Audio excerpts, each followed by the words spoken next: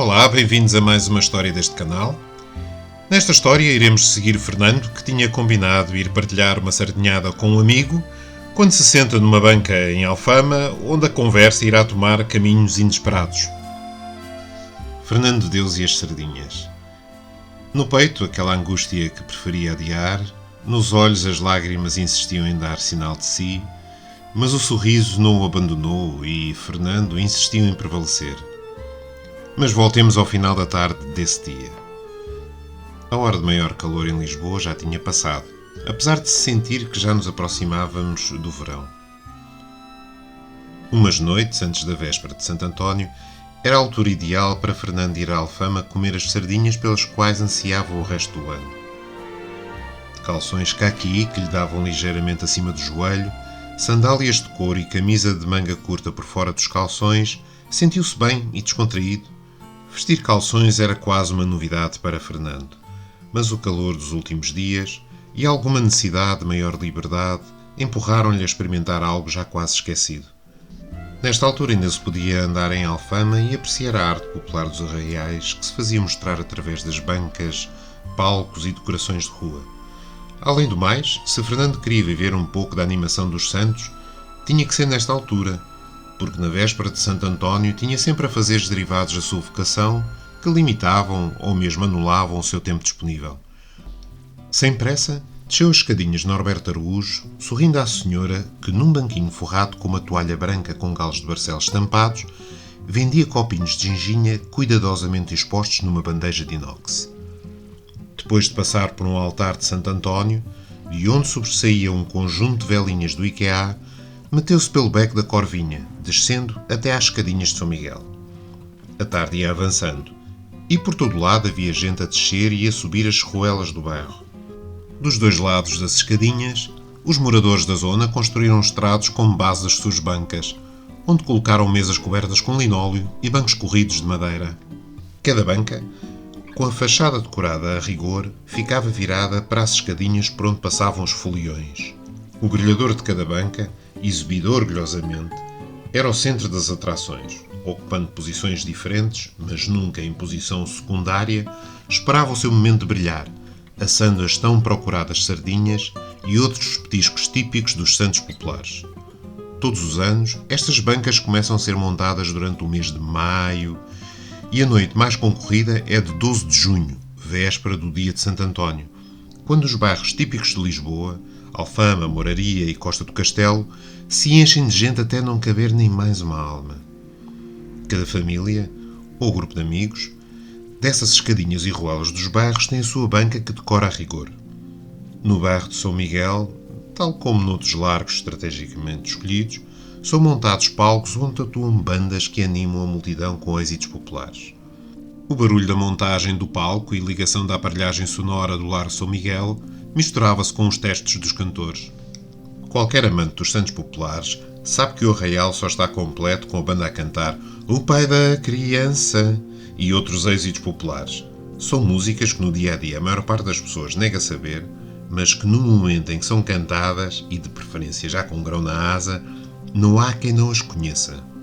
Os A, A, B, B dos testes sonoros fazem crescer na multidão a expectativa de início da banda e também vão aumentando a ânsia do início do bailarico. Fernando adorava uma bela sardinhada neste ambiente. Esperava um ano inteiro por este pequeno prazer de que usufruía desde criança. Tinha nascido não muito longe dali, na zona da Graça, mais para os lados da Feira da Ladra, ao Campo de Santana, onde era muito conhecido pelos moradores mais velhos. Os companheiros da sua criação mudaram-se quase todos para os arredores de Lisboa, para lugares como Massamá, Seixal ou Olhandra. Em Alfama, apesar de para ele ser como uma segunda casa, ninguém o conhecia, o que acabava por ser uma vantagem se queria espairecer um pouco e comer umas sardinhas em paz. No ar sentia-se algum cheiro dos diversos fogareiros e grelhadores espalhados pelo bairro que iam libertando o fumo do carvão ardente. O Postigo de Santo António, a Alfama é linda, são nomes de bancas a que Fernando sorria ao ler, lembrando-se dos antigos filmes portugueses. Enquanto Fernando descia as escadinhas de São Miguel, foi observando a cena típica daquele momento. Absorvia toda a boa energia que podia, preparando-se para a conversa que teria com o seu amigo António. Uma conversa desejada, mas nem por isso fácil.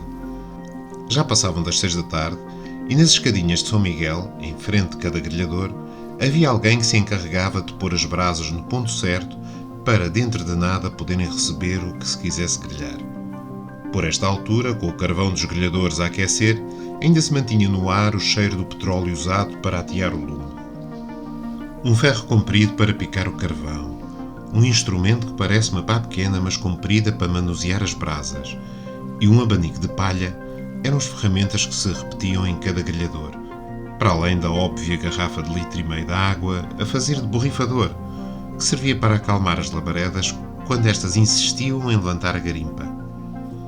Fernando foi descendo e, quase no largo de São Miguel, sem se questionar porquê, olhou para uma das bancas e, também sem pensar muito no caso, pareceu-lhe que esta era a banca ideal onde sentar-se à espera do seu amigo António, para mais tarde partilhar umas sardinhas e a conversa. Quem estava nessa banca eram os locais. Nas escadinhas continuavam a passar algumas pessoas, notoriamente turistas com aquele ar descontraído e carregados de pontos de interrogação no olhar perante todo aquele aparato bizarro que se montavam e não sabiam bem do que se tratava. Fernando olhou para dentro da banca e, como num jogo de ping-pong entre chineses, assim estava a conversa entre os elementos dentro da banca. "Oh amigo, vai uma cervejinha? É que se quer alguma coisa do grelhador ainda vai ter que esperar um bocado que estou ainda a atiçar o carvão", disse Pedro, o mestre grelhador dessa banca. Fernando, com um sorriso perante a simpatia do homem, respondeu que um copo de vinho tinto lhe daria muita satisfação e explicou: "Estou à espera de um amigo que virá um pouco mais tarde, lá mais para a hora do jantar." Sem se virar e continuando a picar o carvão, Pedro disse, sobrepondo a sua voz ao som da televisão, que isso da hora do jantar era muito vago porque os camões não tardavam a começar a querer jantar e os tugas só lá mais para as 8 é que começavam a sentar-se para as sardinhas. "Sente-se que já tratamos de si", resolveu Pedro. Pedro, o mestre grelhador dessa banca, era um homem possante, serralheiro de profissão, tinha construído o seu grelhador com base numa metade de bidão metálico que comprou no ferro velho de Camarate. Nascido e criado em Alfama, tem assistido, com desagrado, à transformação do bairro num grande aglomerado de casas para turistas. A casa, que está atrás da banca, é sua e não deve nada ao banco. Foi-lhe deixada pelos pais. Apesar de já lhe terem oferecido uma pipa de massa pela casa, diz que dali só sairá numa caixa de madeira com os pés para a frente. Em criança ajudava o pai que Deus tem a grelhar as sardinhas à altura dos santos. Agora é a sua vez de as grelhar e enquanto puder assim continuará. De camisola de alças e calções azul petróleo, compradas nos saldos do continente, enfrenta o grelhador com mestria que só a longa prática pode dar. Quem achar que assar sardinhas é fácil, então que as venha assar, prove-as e depois mande bocas.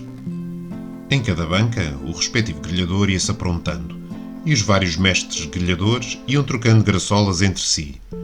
Notava-se que a sua relação era de longa data, talvez se conhecessem de terem crescido ali mesmo, à volta da igreja de São Miguel. Durante mais de meia hora degladiaram argumentos futebolísticos em que o FCP era o mais castigado nos comentários gerais e tendo notoriamente menos adeptos entre os presentes. Apesar de já estarmos em junho, ainda custava engolir o facto do Benfica ter perdido em casa contra o Porto, em meados de fevereiro. Talvez fosse a falta de um certo treinador de quem ninguém queria admitir fazer falta. Ao fundo da banca, um ferrenho benfiquista ia mandando umas bocas secas conforme a conversa se desenrolava. Entre as suas palavras notava-se um azedume pelo facto de Jorge Jesus fazer agora 1 ano de ter deixado o Benfica e ir treinar o Sporting.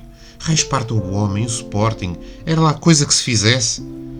Fernando, divertido com a conversa, ou talvez mais divertido ainda com a interação entre os participantes, limitava-se a ir rodando o copo de tinto, a ouvir e a sorrir.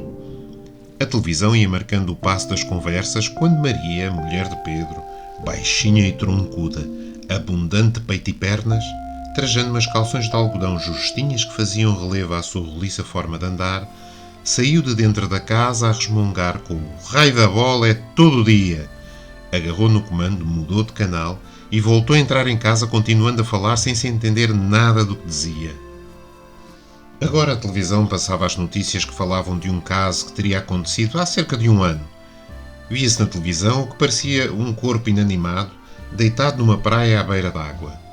Ninguém teve qualquer reação, até que claramente todos entenderam que se tratava do corpo de uma criança quando o jornalista referiu que o menino sírio de 3 anos deu à costa numa praia turca. Havia morrido, vítima de naufrágio na tentativa de alcançar a costa grega, à semelhança de tantos outros refugiados. O menino acompanhava os pais e o irmão numa épica tentativa de um dia se reunirem com os familiares a morar no Canadá. Ao deixar a costa turca, o pequeno barco insuflável que seguia com talvez o dobro da lotação naufragou a poucos minutos de ter iniciado a viagem. Porque não havia coletes salva-vida para todos, ou porque esses coletes estavam deficientes ou nem sequer existiam de todo, o desastroso resultado foi, mais uma vez, a perda de muitas vidas humanas, na que se incluía o menino da notícia. Do fundo da banca ouviu-se um porra, seco e magoado. Fernando viu a imagem atônito, sem reação. Não sendo nova, era uma imagem sem prazo de validade. Temas que envolviam crianças eram-lhe especialmente queridos e colocavam-lhe particularmente sensível. Este tipo de sensibilidade acentuada é muito comum em quem tem filhos, mas Fernando, mesmo não os tendo, partilhava dessa sensação e com bons motivos. Talvez porque os seus fins de semana eram repletos de sons alegres de crianças barulhentas, ou talvez também pelo muito trabalho de apoio social com crianças de bairros carenciados ao longo dos anos. Talvez tudo isso o tenha aproximado às crianças e assim ter desenvolvido uma sensibilidade especial pelos mais pequeninos. Não entendo. Não posso entender, balbuciava Pedro, enquanto gesticulava com o picador para o ar. Metem-se nos barquinhos que mal servem para andar pela costa e querem atravessar algum mar mais a sério? Sem muito pensar, mas com candura, Fernando referiu que fugiam de vidas horríveis, vidas de que nós só ouvimos falar. Neste caso, o pai que sobreviveu e viu a mulher e 2 filhos morrerem no naufrágio, tentava alcançar a costa europeia na esperança de ser uma porta para uma vida melhor. Longe dele dizer que seria certo ou errado arrastar uma família para algo tão arriscado, mas havia que entender as escolhas e as motivações que em desespero conduzem a comportamentos extremos. Mal sabem as nossas crianças a sorte que têm ao estar num país como este. É certo que temos os nossos problemas, mas nada que se compare, meu Deus, que desgraça, disse Fernando profundamente consternado. O velho ranzinza lá do fundo, Manuel, a quem todos chamavam de Manel, bateu a sua mini com tanta força na mesa, com tanta força que o linóleo não abafou o som e Pedro virou a cabeça em direção ao ruído. Então o velho exclamou: Deus! Que Deus! Isso é tudo uma fantochada, Deus não existe! O sorriso de Fernando ficou mais ténue e o seu olhar mais interrogativo. Quem não havia ouvido isso antes? Não era novidade para ninguém, mas pela intensidade como tinha sido dito, não sobrava dúvida que muito haveria sido deixado por dizer. Manel era um homem de poucas falas e menos amigos. Não porque fosse uma pessoa desagradável, mas porque só procurava os amigos de longa data e pouco ou nada os novos. De testa franzida e músculos definidos pelas cargas e descargas com que trabalhava diariamente, tinha um ar saudável, acentuado pela sua pele morena do sol, apesar de ser inevitável vermos nele alguém envelhecido. Agora, relativamente perto da idade da reforma, de entre os poucos grandes amigos que tinha, não há muito tempo viu partir o seu grande companheiro de infância, o pai de Pedro. Pedro e Manel conheciam as posições de ambos sobre quase todos os assuntos, e este não era original. Só Fernando parecia ver algo novo neste caso. Em geral, as discussões sobre a existência de Deus devem ser tão frequentes que não deve haver quem não as tenha tido, e Fernando não era exceção. Na sua conciliadora forma de ser, Fernando referiu que não raras vezes temos dificuldade em compreender os caminhos de Deus, mas tal não significa que não exista. Enquanto Fernando falava, o velho expressou um gegar abanando a cabeça, endireitando-se um pouco e, sem deixar Fernando chegar ao fim, cortou a conversa com uma estocada. Tem piada. Se uma criança vê monstros no quarto quando a luz do quarto se apaga, dizemos-lhe que apesar dela os ver, os monstros não existem. No entanto, quando Deus faz acontecer algo que não gostamos, ou até achamos mau, nós não o vemos, mas dizemos que Deus existe e que somos nós que não o compreendemos. Não será que nas duas situações há simplesmente explicações deste mundo e não do outro? Esta contra-argumentação apanhou Fernando agradavelmente desprevenido, apesar de serem interrogações que não lhe eram estranhas. Deus não existe, uma fantochada, insistiu Manel. Pedro, num rápido encolher de ombros, mostrou a falta de novidade do assunto que não podia ficar sem resposta. Não que tivesse a solução para o problema. Ainda assim, olha para o amigo lembrando-lhe que em criança frequentou a catequese onde Manel tinha sido batizado. Nessa igreja, fez também a primeira comunhão onde estavam a maioria dos amigos da sua criação e Manel estava a assistir. Bons tempos em que Alfama era um bairro à séria. Hoje em dia, a maioria dos amigos com quem cresceu dispersaram-se pelos caminhos da vida. Poucos são os que ainda moram ali e menos ainda os que vão à missa. O velho, após meter mais 2 termossos na boca e continuando com o seu ar de palavras secas, diz que o mundo é igual para esses seus amigos que ainda acreditam, como para si que não acredita. Acreditar ou não faz qualquer diferença. E existir Deus ou não é irrelevante. Fernando não resistiu a dizer que Deus existe para todos, quer acreditem ou não. Manel, dando uma palmada na mesa que fez saltar o pratinho de termossos e cascas, disse: "Mantenha a minha pergunta, então qual é a diferença?" Pedro lembrou a Manel que não temos que olhar para Deus como uma entidade que permite, ou não, que as coisas aconteçam. Porque não olhas para a vida de Cristo como exemplo? Se fosses à missa já terias ouvido isto, disse Pedro ao seu amigo. Manel nem postanejou a responder que Cristo não era grande exemplo. Bastava verem que não lhe correu bem a vida e que Deus, se existe, nem ao filho ajudou.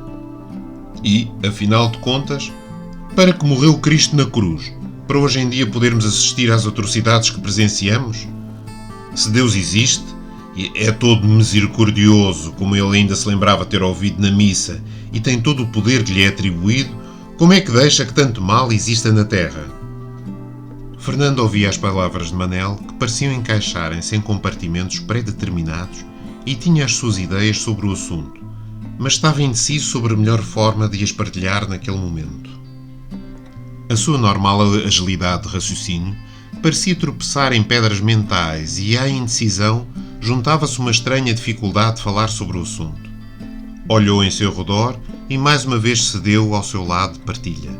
Começou por dizer que nem tudo o que acontece é obra divina.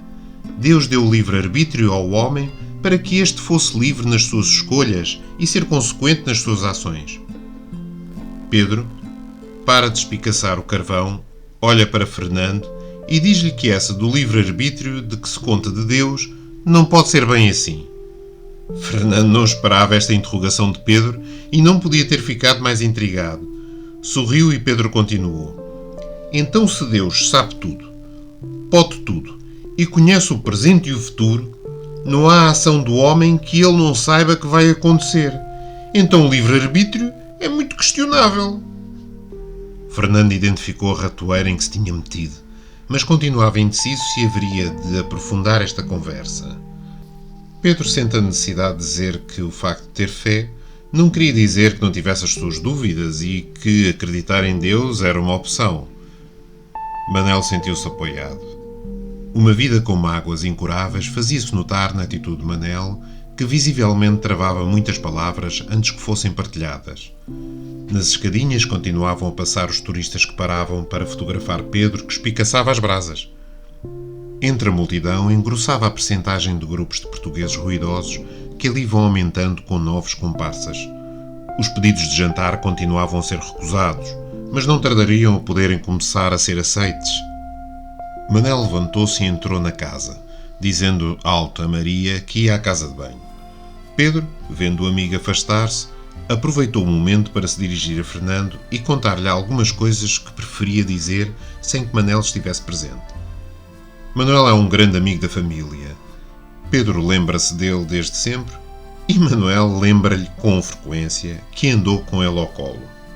Num gesto automático, a expressão de Pedro fica mais grave, como que tivesse sido atraiçoado pelo seu pensamento. Diz a Fernando que é um ano mais novo do que seria Zé, o filho de Manel, que morreu com 16 anos, há quase 30 anos. Muito novo? O que se passou? Perguntou Fernando. Aos 16 anos, após uma fase em que Zé andou muito pálido, perdeu o apetite e começou a ter nódoas negras sem saber porquê. As coisas eram diferentes nessa altura. Deviam ter ido ao médico, logo começaram a ver que alguma coisa não estava bem.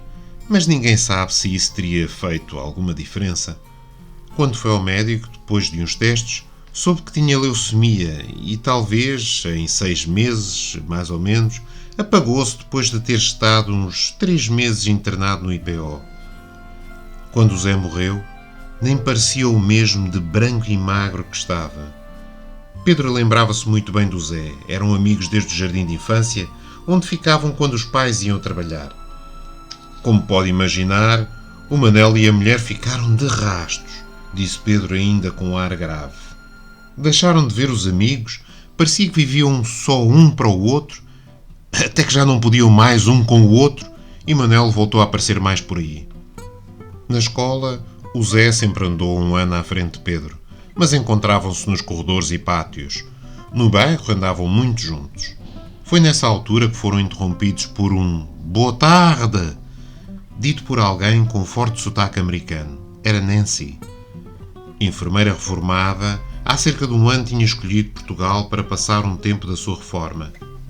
Maria, apesar de lhe ter aplicado um daqueles interrogatórios à portuguesa, não conseguiu saber as razões desta escolha de local para viver, nem saber com quem Nancy vivia. Talvez possamos dizer, ainda não conseguiu saber, porque se há coisa que Maria não sabe, é desistir de saber da vida alheia. Pedro fez-lhe um gesto convidando-a a juntar-se ao grupo e Nancy, alta, com pernas e braços fortes, de imediato levantou uma mão em thumbs up, tirou os óculos escuros e apressou-se a escolher um dos bancos corridos, onde se encaixou com dificuldade, enquanto Manel reaparece vindo de dentro de casa. "Olha o que trouxe a maré", disse o velho, esboçando o que parecia ser o primeiro sorriso do dia. Após Nancy ter dito que o mar não tinha trazido nada, Pedro explicou a Fernando que Nancy estava a tentar aprender português e as confusões que fazia eram mais do que muitas e que havia de ter paciência. Fernando sorriu e estendeu a mão a Nancy, apresentando-se e dizendo que também tinha chegado há pouco tempo à banca. Esperava por um amigo com quem tinha combinado uma sardinhada. "Portuguese sardines, very good", disse Nancy com o seu sorriso de orelha a orelha. Pedro não perdeu a oportunidade de envolver Nancy na conversa, que Fernando pensava já terem abandonado e que não fazia questão de retomar. Nancy, para além da sua vida profissional enquanto enfermeira, ao longo da sua vida tinha feito muitas ações de voluntariado em África, onde contactou com muitas realidades diferentes. Apesar do seu sorriso constante, conseguia-se perceber no olhar e forma de falar que Nancy seria uma pessoa firme. Seria essa firmeza uma característica intrinsecamente dela ou impressa pelo exercício da sua profissão durante os seus anos de serviço? Uma boa questão que ficou por resolver. "Nancy, estávamos aqui a falar sobre Deus, se existe ou não existe. O que acha?" Nancy arregalou os olhos e disse: "Oh, isso preciso vino, como o Sr. Fernando. Não sabe falar assim sem nada."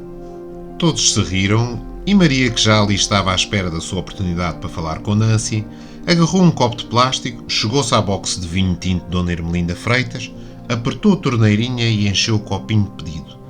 Sem perguntar nada, abriu a arca frigorífica que se via estar repleta de bebidas, pegou uma mini Sagres e estendeu o braço a Manel, que agarrou a garrafa, também sem dizer palavra. Fernando tapou o copo com a mão direita em jeito de "obrigado, não quero mais nada por agora", e Nancy lançou um "saúde", a que todos a acompanharam. Nancy teve o seu tempo de trabalhar com doentes em estado terminal. Passou pelos cuidados intensivos, mas também viu em África uma pobreza e miséria que antes só tinha tido conhecimento através de documentários. Com um profundo e sonoro "well", Nancy começou a responder a Pedro sobre a pergunta milenar. Disse que, acima de tudo, não sabia. Às vezes parecia que indiscutivelmente só poderia existir algum ser superior que olha por nós e que é o responsável por atos que só os podemos apelidar de milagres. Não são raras as situações sem que haja explicação científica para tal, de recuperação de doentes que haviam sido dados como perdidos. Milagre ou falta de conhecimento que um dia será colmatado? Não sabe. Mas por outro, há situações que nos ficamos a questionar onde estava Deus nesse momento. Foi o caso dos resultados do furacão Katrina, em 2005, que matou mais de 1.500 pessoas nos Estados Unidos. Que Deus, que nada, arremessou Manel cortando a conversa. Pedro aproveitou a dica de Manel e deixa claro que se tem dificuldades em aceitar o assunto do livre-arbítrio, quando resulta em inocentes serem prejudicados por causa dos atos humanos, só para que Deus não ter de limitar a liberdade dos homens, então não entende por que razão Deus permite atos da natureza que resultam em tantas perdas de vidas humanas que seguramente nada teriam feito de mal ao mundo. Veja-se a situação do tsunami na Indonésia, em 2004, que resultou em mais de 225.000 mortos. Que Deus é este?